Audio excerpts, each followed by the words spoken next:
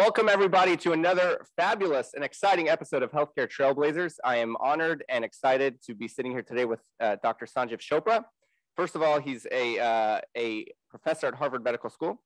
He's authored over 10 books. I think it's 12 books, including some really interesting titles. Leadership by Example is a great one.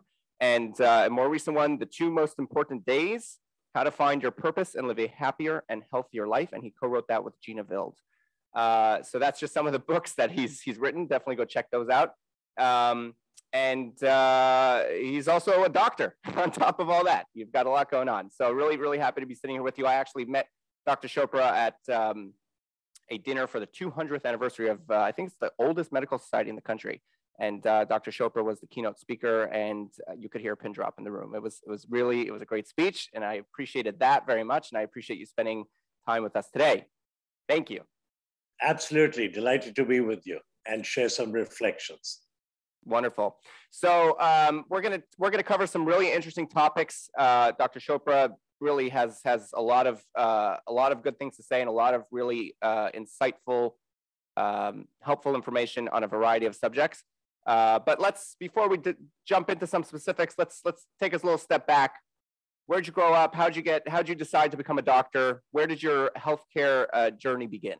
Please. So I grew up all over India. My father, Dr. K.L. Chopra, Lieutenant Colonel K.L. Chopra, was in the Army Medical Corps. And every 3 years, he got posted to a different town. So we packed up our bags and joined a new school and traveled all over India. We finished our schooling in New Delhi at St. Columbus, my older brother and I, Deepak, in New Delhi at St. Columbus High School, Irish Christian Brothers, all-boys school, arguably the preeminent all-boys school in India. And our father wanted us to finish our schooling there. He was in a town 200 miles away. So we were staying with his younger brother and his wife, my uncle and aunt, and going to school. And I was 12 years of age. On a warm, very sultry, hot weekend, I played a cricket match. And then on Sunday evening, I'm reading Reader's Digest and I'm not feeling good and I take a nap. And I probably wake up 30, 40 minutes later, open my eyes, and I'm terrified. Everything is dark. I can't see. I blink my eyes. I open them again. I'm blind. So I nudged my brother and I said, Deepak, I can't see. And he must have done visual threat and reckoned I wasn't faking it. You know, if somebody's faking it, you come from the side with a finger or a sharp object and you can see it and you'll close your eyes. And he started to cry. I have one brother and he's turned blind. And my uncle took me to the military hospital in Delhi where the doctors examined me and they didn't have the foggiest idea of what was going on. I could hear them talking and they're talking about, maybe it's hysterical blindness. I'm this happy kid. I'm a pretty good student and a really good athlete. And finally, they get a hold of my father. This is 1961. He's in an army jeep, 200 miles away. And very calmly, he says, tell me everything that's happened to Sanjiv in the last 2 months. They said, he's been fine. He said, no, I need to know everything. Any injuries, accidents, medications? They said, oh, yes. He had an injury to his right leg with a sharp object about 6 days ago. He was taken to the casualty ward, which is the equivalent of emergency room. And he got stitches. And my father probed further. He said, did he get an antibiotic? So they looked in the records and they mentioned it. Then he asked another question. Did he get a tetanus shot? And very proudly they said, yes, he was given a tetanus shot. And he asked one more question. What kind? Anti-tetanus serum, ATS, or anti-tetanus toxoid, ATT? And they looked and they said, anti-tetanus serum. And I have no idea how my father divined it, but he said to them, now he was a brilliant cardiologist, but he knew everything in medicine, an amazing intuition. He said, Sanjiv is having a rare idiosyncratic reaction to the anti-tetanus serum. It perhaps occurs 1 in a quarter or 1.5 million people.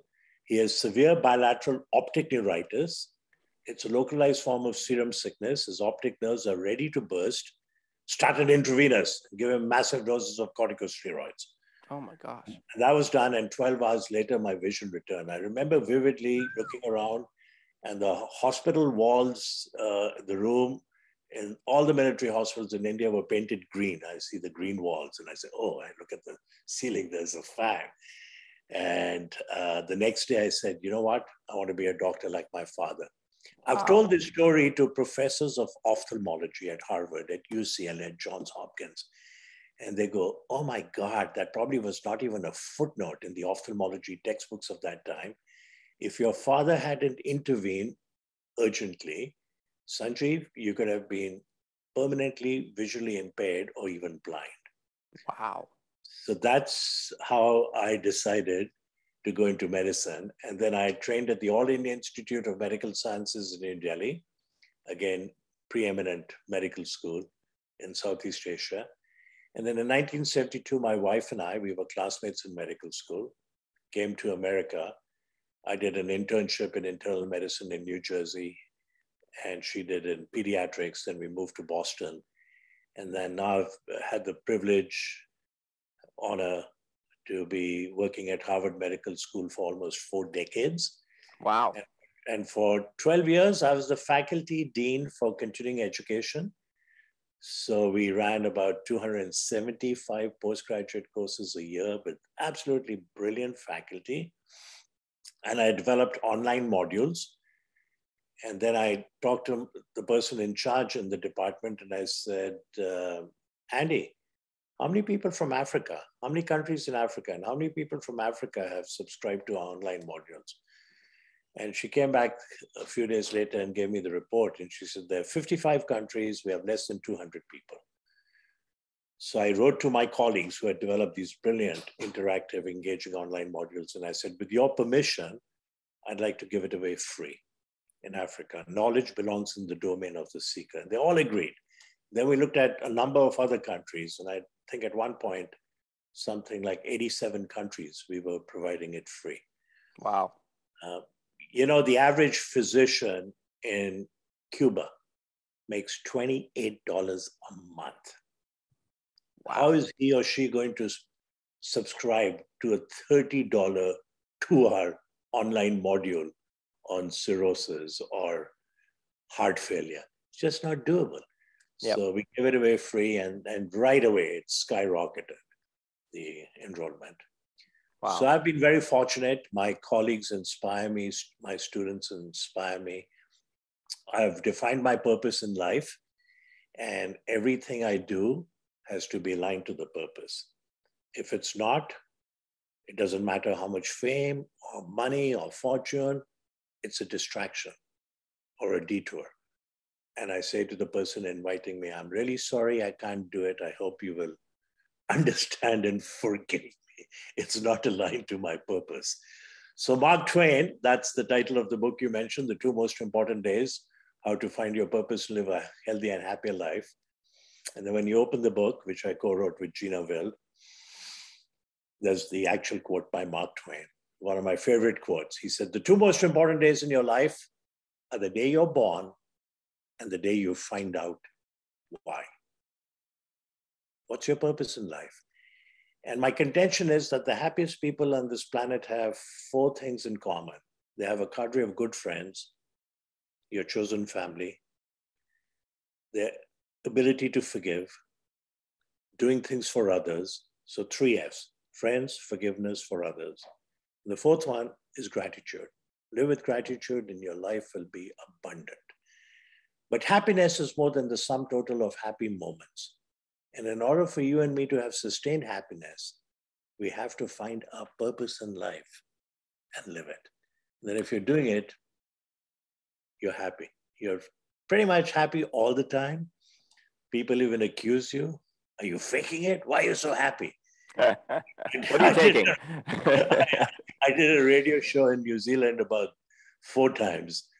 And the last time I did it, before we started, they said, Dr. Chopra, can we call you Dr. Happy? I said, oh my God, that'll be my diploma. I'll take out all the other awards and certificates and put this in my study. That's great. The chief happy officer at the company. Yeah. That's great. So first of all, I'm very happy that our time today aligns with your purpose. I'd love to hear a little bit more about that. My question for you is, when did you find that purpose? So when was that second most important day in your life? And were you on a journey for a while before then to find it? Was that something that you actively worked on, or did it kind of come to you? And from that point forward, everything was clear? You know, that's a great question. You know, I always focused on achieving academic success. And I believe that if you were successful, you'd be happy. But it's actually the other way around. Albert Schweitzer, physician, theologian, humanitarian, Nobel laureate, amazing individual. He started a hospital in Gabon with his wife, a nurse, Gabon, Africa, more than 100 years ago. And the hospital, one of the hospitals I work at, Beth Israel, Deaconess Medical Center, before it was Beth Israel, Deaconess was a separate hospital, they merged, is the sister hospital to that hospital in Africa. And we celebrated the centennial about 10 years ago. Wow. And Albert Schweitzer once said, success is not the key to happiness. Happiness is the key to success. And that really sunk into me. And I said, I've been focusing too much on, you know, academic success, physical, financial, family, social, spiritual. I meditate twice a day. But I should now focus more on happiness, and I should define my purpose in life. And I have a very, very dear friend, Adrian Wilkins, who's very spiritual. He and I actually have done a workshop on happiness called Invitation to Happiness. And one day, he's at my home and we're having coffee. And he said, Sanjiv, you're a professor, you were a dean, you wrote this book, you wrote that book, you won this award. I said, Adrian, where's this conversation going? You already know all of this. And he looked at me and he said, this is about 15 years ago. What is your purpose in life? I said, what? So he left. My wife was in New York to be with the grandkids. And I sat on the deck, got another cup of coffee, and it came to me. And I wrote down my purpose in life. And then I wrote a book, and now it's become a keynote that I've given in Singapore, Kuwait, around the country, and so on. So that's amazing. how I arrived at my purpose in life. Interesting. But what I find, sorry? I needed that little prod.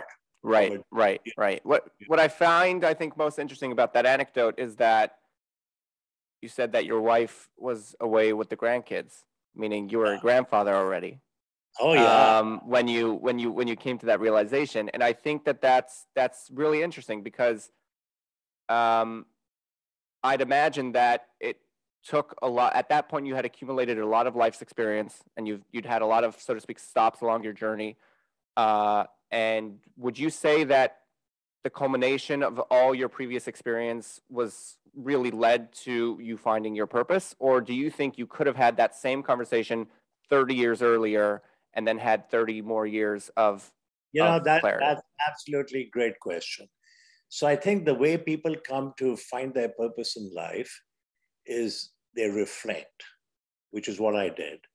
And it came to me right away. Or some people experience something horrific in life. And they have the fortitude, the grit, the compassion, and the love to say, this is unacceptable. I'm going to try and make a difference here.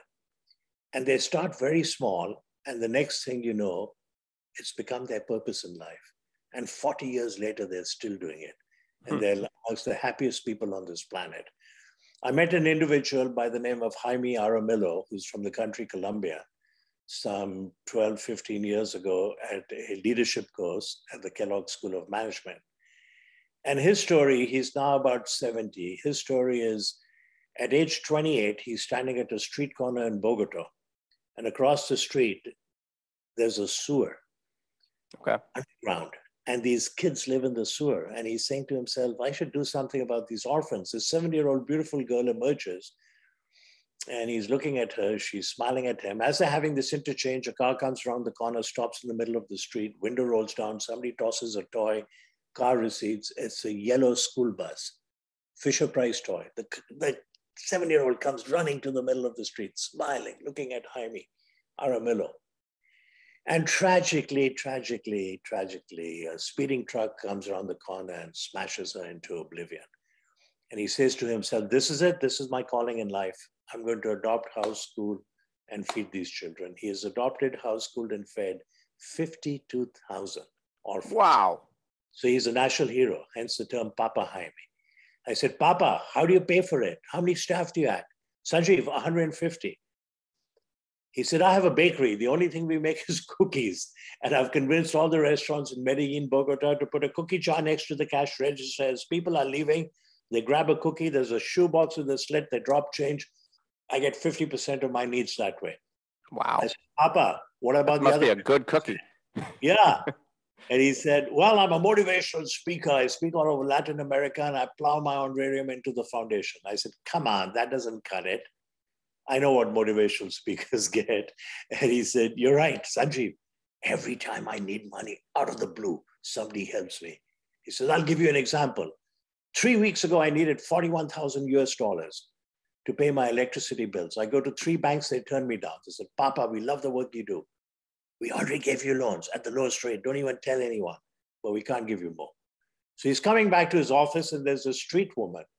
And she says, Papa Jaime, crosses the street and gives him a hug. And he says, are you hungry? She sort of nods. He says, come to the office. You can have coffee and cookies.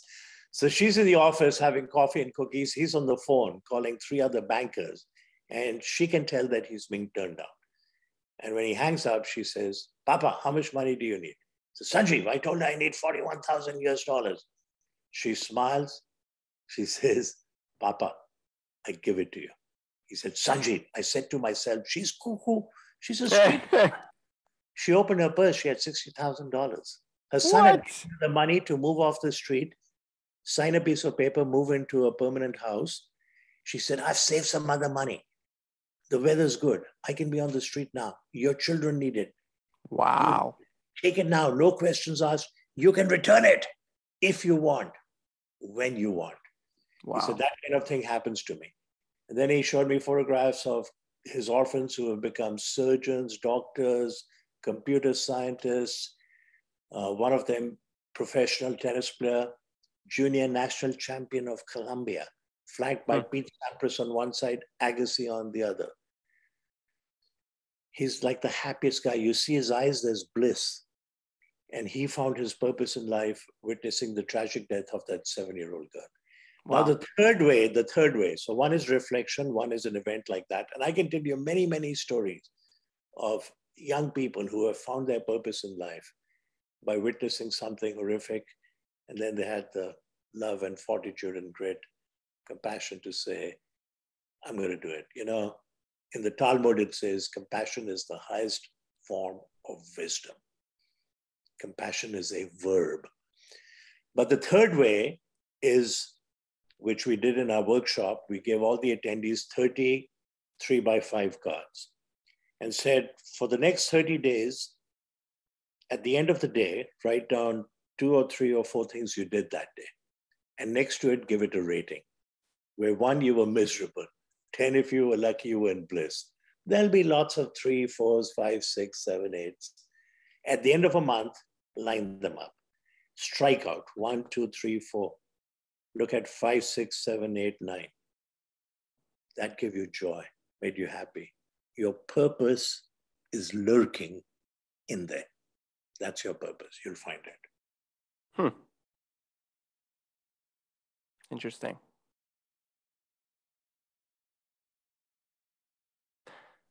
So it seems like there's 2 ways to find your purpose. It seems like there's a reactive and a proactive way. I was thinking until now that it's reactive, like you said, in the instance where a negative thing happens to a person, that's a reactive kind of something happened and that gives that glimpse. The third way as well, what you're describing is having people, you know, discover what currently makes them happy and then hone in on that and focus in on that. Do you think that, but I hear from other things that you're saying, it sounds like someone, they can be young and they could not have had accumulated a bunch of life experience at that point.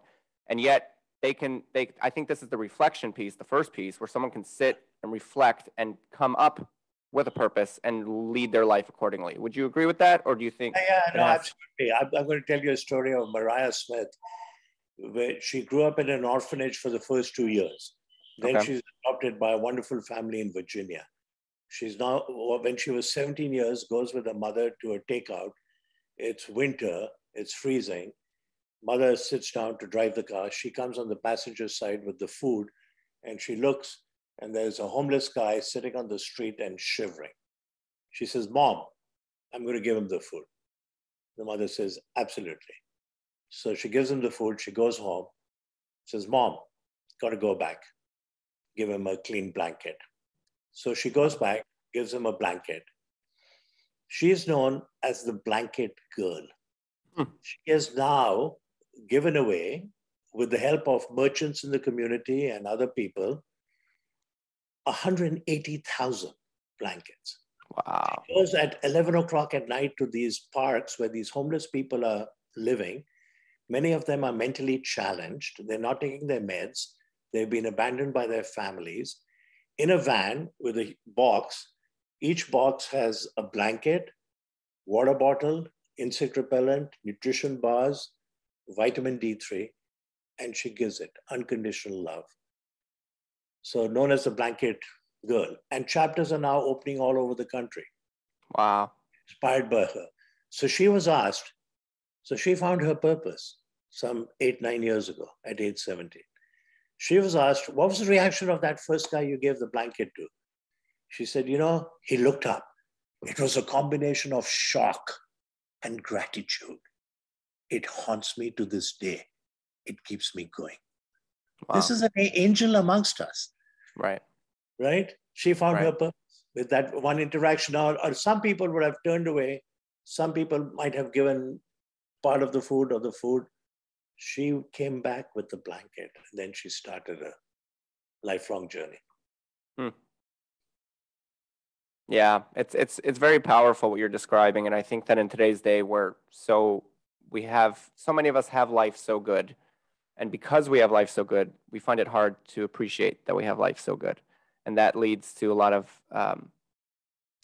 searching for meaning and purpose, which is a good thing, but sometimes that could go in a negative direction. I think if people could apply, every single person could apply what you're talking about, and think for a minute and apply that gratitude, and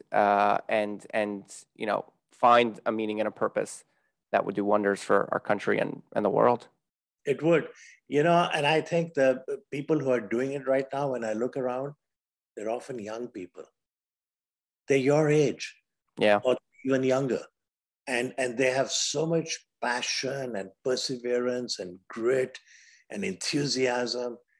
I am so optimistic about the future because of young people. People ask me, are you optimistic? I said, to a fault. Oprah Winfrey once had a great saying. She was asked, are you optimistic about the future? She said, absolutely. She said, the future is so bright, it hurts my eyes. What a great thing. The future is so bright, it hurts my eyes. Yeah. So I think it's young people. Now, Rabindranath Tagore was a Nobel laureate in literature from India. In 1912, he wrote a series of very spiritual, beautiful poems in his native language. It was called Gitanjali. The next year, he translated it into English by himself, and he got the Nobel Prize in Literature. If you like poetry, it's absolutely exquisite. Give it a read. And he once said, every child comes with the message that God is not yet discouraged of man. Right? Every child comes with hope. There's hope for the future. Yep. So you have many roles. A lot of them are in leadership positions. You're obviously doing a lot of keynotes. You're taking your message, you're spreading it out to the world.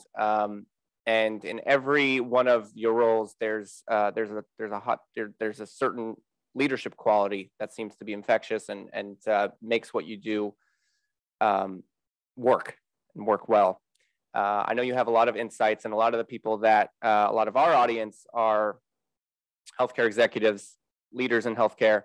Let's talk a little bit about some of your insights and ideas to help people that are in leadership positions? Sure. So, this is about 20 years ago. I was appointed the faculty dean for continuing education at Harvard Medical School. And what an honor and what a privilege to be working with amazing colleagues. Harvard Medical School has about 15,000 faculty. Wow. 17 teaching affiliates in the quad. Harvard Business School has 350. The Ed School is 100. So I had all these amazing colleagues around me, and some of them Nobel laureates and doing amazing research and basic science, and some amazing clinicians, teachers. And when I met with the head dean, Joe Martin, I said, Dr. Martin, first of all, I'm honored. I went through 3 interview processes, multiple candidates, for you giving me this position. But in this position, I need 2 things. I think all leaders need at least 2 requisites from the one who's above them. And that is responsibility and authority. If I have responsibility, but no authority, it's martyrdom. And if I have authority, but no responsibility, it's tyranny. And I'm not ready for either. He looked at me. Those aren't the titles you want. He said, Sanjiv, I love what you said. You have my carte blanche. He said, you're independent. You can spend up to this much money. If it's way too much, and then I will look at it with the Dean of Finance, and we'll decide whether to approve it. So, and then I was directing a conference called Current Clinical Issues in Primary Care, Harvard Medical School, UCLA, Harvard Medical School, Northwestern, Harvard Medical School, Johns Hopkins, Harvard Medical School, University of Miami, Harvard Medical School, Baylor, 3-day. And every morning we started with a keynote. And we had Nobel laureates, and we had amazing, brilliant scientists and clinicians. And I had a team, amazing colleagues from Harvard Medical School. And they one day said, Sanjiv, you should give the keynote next year. I know you've given the keynote on primary liver cancer, but you should give a keynote on leadership. I said, okay. So 6 months later, I gave the keynote. And before giving the keynote, I developed my talk. And I did something that I'm actually very happy I did. I reached out to 4 of my mentors, amazing, amazing people. Eli Schimmel, Ray Koff, Raj Goel, Dan Ferriman. And I said, I've developed a talk and I'm going to give it as a keynote in Anaheim to 7,000 clinicians. I don't know whether it's good. I would love to come to your office and present it to you and for you to give me feedback. And they all actually said, no, we'll come to your office. And they came. And I gave them a sheet of paper and a pen. And I said, please don't interrupt me because it may interrupt the flow, but take notes and then at the end critique it. And they all did that and they made amazing suggestions. But one of my mentor, and he preceded me, he was the initial dean of continuing education at Harvard Medical School, Dr. Dan Ferriman. He passed away a couple of years ago, absolutely brilliant. And what a gem of an individual. So 12 minutes into my talk, he says, stop, even though I had requested not to interrupt. He said, Sanjiv, last year I was invited to give a talk on leadership at the American College of Physicians. And you know what? It didn't go well. Halfway through my talk, I knew it was tanking. It was a low point of my academic career. Wow. This talk is brilliant. Keep going. When I gave the talk, I had the confidence that people whom I looked up to had all liked it, and a few of them had made wonderful suggestions. So I give the talk, I get a standing ovation, I get it in Boston, because I tell stories, I talk about Papa Jaime and people like that. And my literary agent from New York, publisher, Tom Dunn, from this huge publishing house, he had come and was sitting in the front row to listen to the talk on leadership. And then I got a standing ovation. And the first question by the moderator, Mark Aronson, a professor of medicine at Harvard Medical School, Sanjiv, most of the initial questions are, do you have a book on this? Hmm. Do you have a videotape on this? So I said, no. And then Tom Dunn comes up to me, St. Martin's Press, New York. And he says, did you plant that question? I said, before midnight, you'll have an advance from me. So then I wrote the book, and it's called Leadership by Example, the 10 Key Principles of Leadership. And when I developed the talk, believe it or not, when I fly long distances, Singapore, 18 hours, 40 minutes nonstop from JFK, I don't watch movies. I rest, I meditate, and I write. So I started writing the book on leadership before I gave the talk. And I created a mnemonic, and the mnemonic spells out the word leadership. So what are the 10 key principles? LEADERSHIP. L is listening. Great leaders listen with heart and soul. There's a wonderful Kurdish proverb, listen 100 times, ponder 1,000 times, speak once. Oliver Wendell Holmes at Harvard said, it is in the province of knowledge to speak. It is in the privilege of wisdom to listen. Abraham Lincoln once said, it is better to be silent and be thought a fool than to speak up and dispel all doubt. So the first one is listening. The second E is empathy and compassion. We already talked about that. Compassion is the highest form of wisdom. Dalai Lama said, be kind whenever possible. It is always possible.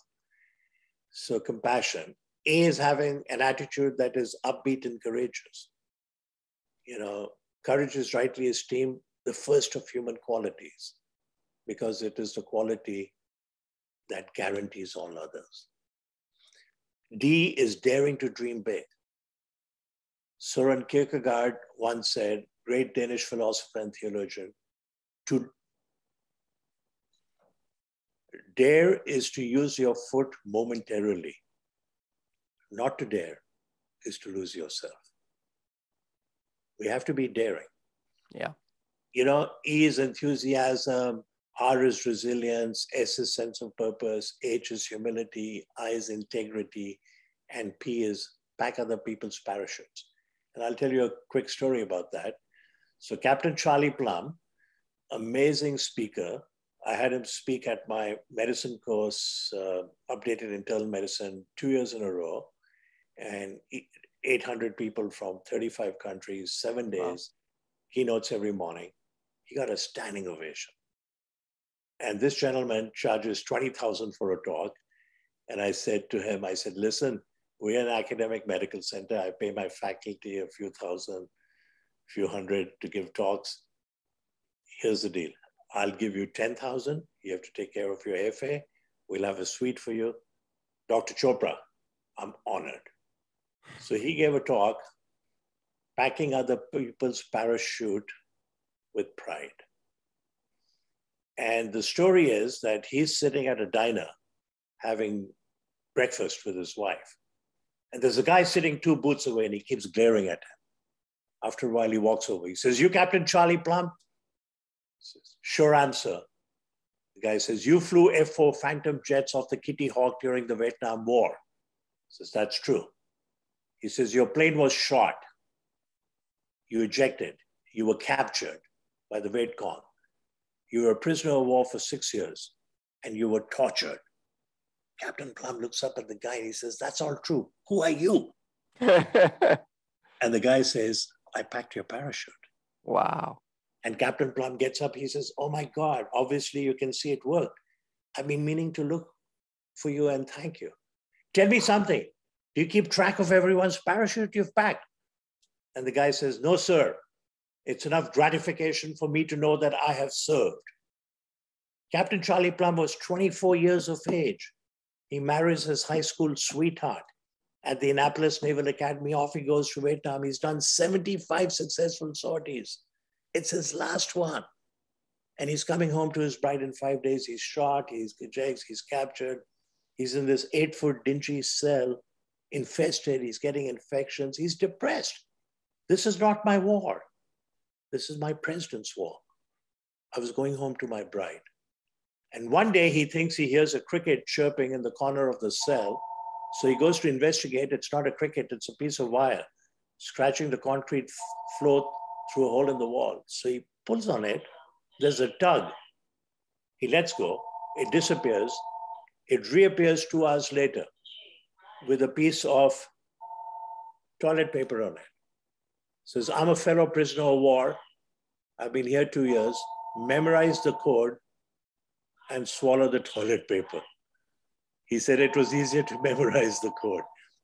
And the guy connects with him and he says, stop feeling sorry for yourself. I'm a prisoner of war. I've been here 2 years. Feeling sorry for yourself is a disease. It's called victimitis. You and I will survive. It turns out there were 180 elite US fighter jet pilots from the USA in this camp over the next few years. One day, through a crack in his cell, he sees a new prisoner of war sitting on a stool, silver hair being cropped. Senator McCain was in the same camp. But there was one other guy, a 21-year-old midshipman. He fell off an aircraft carrier, was drowning. They rescued him and they threw him into the same camp.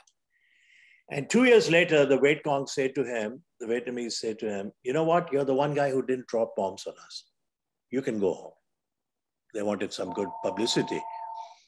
And the guy is very naive. He says, you know, I'm part of the team. If you release me, you have to release everyone. And they scoff at him. And the guy who connected with Captain Charlie Plum says to him, listen, young man, I'm the most senior man in this camp. I'm the commandant. Take my marching orders and go home. So 2 years, 21 to 23. This is the most amazing part of the story. In those 2 years, he has memorized the names of the other 180 fellow prisoners of war. Wow. Names of their first of kin, names, their addresses, playing songs in his head that he made up. And he came to this country and on his own accord, his own money, he crisscrossed west to east, north to south to visit those homes. 70% of the time, they were still there. Others had moved on, remarried. Captain Charlie Plum's wife thought he had died and had remarried. And he would say to them, your father is alive. Your husband is alive. Wow. I was in a prisoner of war camp. So I think he was the ultimate parachute packer. Parachute packing is a metaphor for nurturing, mentoring, helping others. So I said to Captain Charlie Plum, I said, what happened to that group? He said, Sanjiv, you know, 4 people ran for the Senate. One almost became our president. I became a motivational speaker, so-and-so CEO, admirals. I said, no. I want to know what happened to that midshipman. He said, oh yes, absolutely. This is several years ago. He said, he's 74. He's just retired as a teacher. And to this day, he can name the other 180 fellow prisoners of war, addresses, first of kin. But if you interrupt him, he has to start all over again from the start. You know, if I ask you for your cell phone number and you give it, I say, hold on, let me write it down. Right. Can you imagine this man? He just was so determined to help his fellow prisoners. That's crazy. Wow, what a story. Wow. So that's the leadership mnemonic. Now, people ask me, how do you define leadership? You can't define leadership. You know it when you see it. I actually had this discussion with fellow deans at Harvard, Business School, Kennedy School, Law School, Government School, Harvard School of Public Health. And they all said, you can't define leadership. I said, I'm sorry. I'm going to offer you a definition. Leadership is the ability to articulate a vision and walk the path such that it inspires others to rise above the banality and strife of their common day existence and achieve a higher and common goal. I said, oh, we like that. So what's a great leader? I said, a great leader is like a great teacher. He makes himself or herself progressively redundant, useless. And then the followers take over and they often do a better job. They do a better job. That's a good sign. That's definitely a good sign. That's great. So you interact with a lot of leaders in general, but I'd imagine a lot of doctors, a lot of leaders in healthcare specifically, right? Yeah. Healthcare, business, artificial intelligence. I think artificial intelligence is going to make a huge difference in healthcare. In healthcare policy, in healthcare equity. I think the 4 or 5 biggest stories in medicine and biological sciences, and I'm developing a talk to give a keynote on this topic, are microbiome, the 100 trillion bacteria in our gut, in aggregate weigh 3 pounds.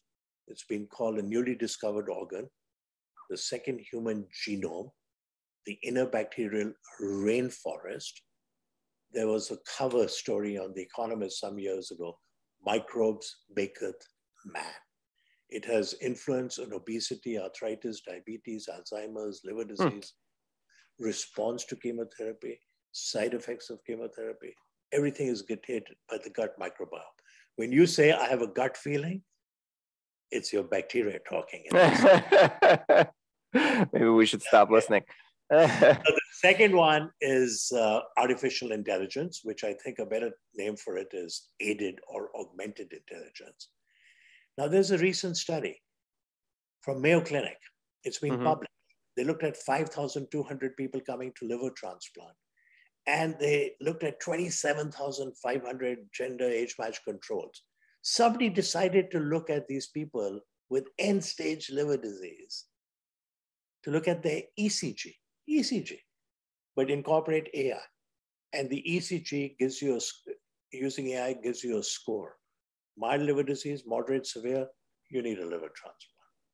When they get a liver transplant, EKG, and get healthy, EKG returns to normal. The most brilliant cardiologist in the world cannot see these subtle changes. Wow. AI can see it, right? You can now, radiologists, I think radiology, I'm sorry to say, will become an obsolete profession. Because mammograms, CAT scans, MRIs, everything, AI will be much better than any radiologist. Radiologists will be part of the team that say you should do this test, or invasive radiology.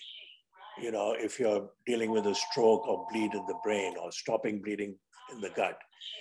So AI is huge, and microbiome. The third is CRISPR and gene editing. And Jennifer Doudna, when she was 12 years of age, comes back from school. She's the oldest of 3 sisters. Her father doted on her, treated her like a boy. He puts a book on her bed, Double Helix by James Watson.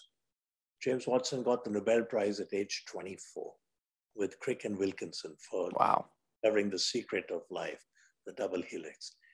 And she reads it. The next day she goes to school and she says to the chemistry teacher, I want to learn chemistry. And this is our country. He says to her, young lady, chemistry is not for girls, it's for boys. Last year, she got the Nobel Prize in chemistry. Wow. With Emmanuel Carpentier, a brilliant Parisian lady, first time 2 women have gotten a Nobel Prize together. And there's already been a cure for sickle cell anemia. It'll have implications in cancer, COVID testing, on and on. It's going to be a multi-billion-dollar industry, but with amazing health benefits. So artificial intelligence, microbiome, CRISPR, and gene editing. The fourth one is messenger RNA. And the groundwork for the vaccines, COVID vaccines based on mRNA, was laid 30 years ago. It didn't happen overnight. By 2 brilliant scientists, Drew Weissman and Korokov in Philadelphia. They will get the Nobel Prize, believe me. I predict they'll get it this year. Now, as a professor of medicine and a former dean, I get invited to nominate people for Nobel Prize. And I've felt so strongly about this. I spent a lot of time, but I nominated them, and I'm probably one of 10,000 people, but they'll get it. And the fifth one, believe it or not, is the psychedelic revolution. So Timothy Leary and Richard Alpert were thrown out of Harvard in the 70s for using LSD and giving it to students. Richard Alpert went to India to find a monk, and he found a teacher, Neem Karoli Baba, and he changed his name to Ram Das. Ram is one of the gods, and Das is servant. I'm the servant of God. I'm my life has found its purpose, service for poor people and for people dying. Mm-hmm. Amazing, compassionate individual. He passed away recently. But now it's seeing a resurgence. Look at this. This is such a sad thing that's happening all over the world. Between the ages of 20 and 35, the number one cause of death is death by suicide. Yep. And what do? We give them pharmacological agents that help somewhat, give them side effects. And if it's refractory, we talk about transcranial magnetic stimulation, electroconvulsive shock therapy. You know what works 70, 80% of the time? Like magic? Ketamine. Ketamine was developed as a horse tranquilizer. It's been used in pediatric anesthesia. There are now ketamine clinics all over the world. Harvard Law School has opened a center to study psychedelics in the law. Harvard Medical School, Jerry Rosenbaum, who is the chief of psychiatry, wrote 400 papers, has now stepped down from that position and is heading the Neurobiology Research Institute for Psychedelics, Columbia Presbyterian. So I know the story of a person who was on the verge of hurting himself, and he gets 4 or 5 shots of ketamine, changes his life. He's viewing the world totally differently. There's a phenomenon called neuroplasticity, which means neuronal connections grow in the brain. The saying, we can't teach an old dog new tricks, is wrong. We can teach an old dog new tricks.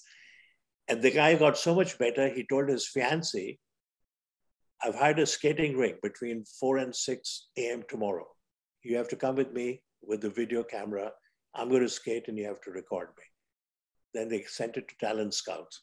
Next thing, he's playing in Canada for the Toronto Maple Leafs. Whoa. And now somebody's come up with a ketamine lozenge. So you don't have to be in a clinic with strangers with an intravenous.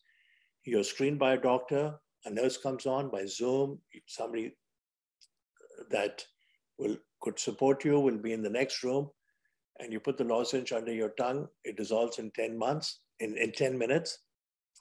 And then you listen to some music and temple bells, and you hallucinate for an hour. And you come out of it, and it's being used for PTSD, depression, anxiety. There's a guy by the name of Zappy Zapulin. He started a company called Keta MD, K-E-T-A-M-D. Disclosure, I'm on the board. And he's given it to 600 people, veterans with PTSD. Amazing benefits for free. Wow. And he's given it to people in hospice. And suddenly they have no fear of death. They have better relationships with their relatives and friends. They're at peace. Is this a one-time kind of treatment, or is this an ongoing? It's ongoing. It's, you take it 2 or 3 times a year, and that's not that often. Not addicting, and don't take it off the street because it's contaminated and all kinds of stuff can happen. But this is huge. So these, I think, are the 5 big stories. AI, microbiome, CRISPR and gene editing, messenger RNA, psychedelic revolution. That's cool. Wow. Very, very interesting. I want to say one more thing before I forget. Please. 5 things that people say. Yeah. I should have traveled more. I should have spent more time with my friends. I should have been the bigger person and said, I'm sorry. I should have had the courage to pursue my dreams and aspirations. I should have said, I love you more often. Who says these things? People in hospice, interviewed by a nurse. What are your greatest regrets in life? They don't say, I should have made 5 times more money, belonged to 3 country clubs, driven a new Ferrari every year. The point of it is reflect on that. And each one of us should not have any of these regrets at the end of our life. Then we'll be happy. Dr. Chopra, this has been a fascinating about hour of my life. I'm a little upset we only booked an hour. Clearly, now I understand why you did 7-day events. There's a lot here, a lot of wisdom, a lot of perspective, and a lot of meaning. And I really appreciate you spending your time with us today. And I hope to continue to touch base and hopefully have some continued conversations down the line. Happy to do that. Thank you so much. Okay, thank you. Stay happy, stay healthy.